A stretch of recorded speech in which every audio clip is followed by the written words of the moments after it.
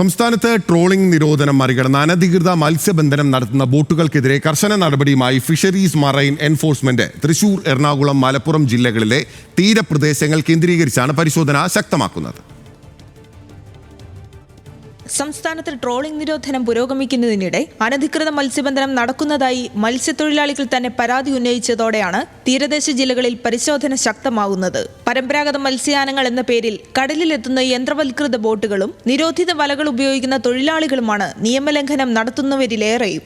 2025 വർഷത്തെ trawling ban ഇപ്പോൾ June 9 മുതൽ ജൂലൈ 31 വരെ നടന്നുകൊണ്ടിരിക്കുകയാണ്. ഇതിന്റെ ഭാഗമായിട്ട് അടിത്തട്ടിന്റെ മത്സ്യബന്ധന രീതികളെല്ലാം തന്നെ പൂർണ്ണമായി ഒഴിവാക്കിയിട്ടുള്ളതാണ്.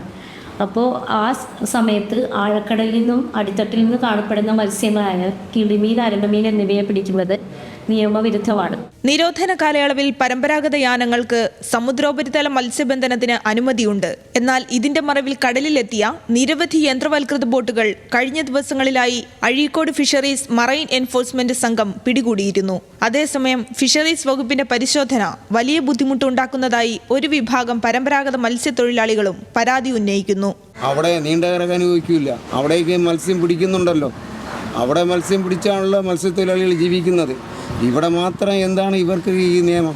കേരളത്തിൽ 2 റൂൾസാണ്.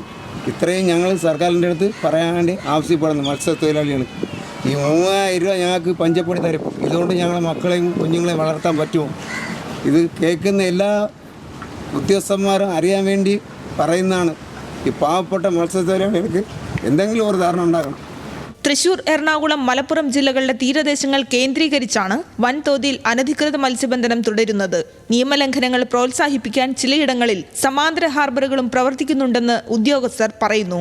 ഈ സാഹചര്യത്തിൽ പിടികൂടുന്ന ബോട്ടുകൾക്കും മത്സ്യത്തൊഴിലാളികൾക്കുമെതിരെ കർശന നടപടി സ്വീകരിക്കാനാണ് ഫിഷറീസ് ഉദ്യോഗസ്ഥർക്ക് ലഭിച്ചിരിക്കുന്ന നിർദ്ദേശം.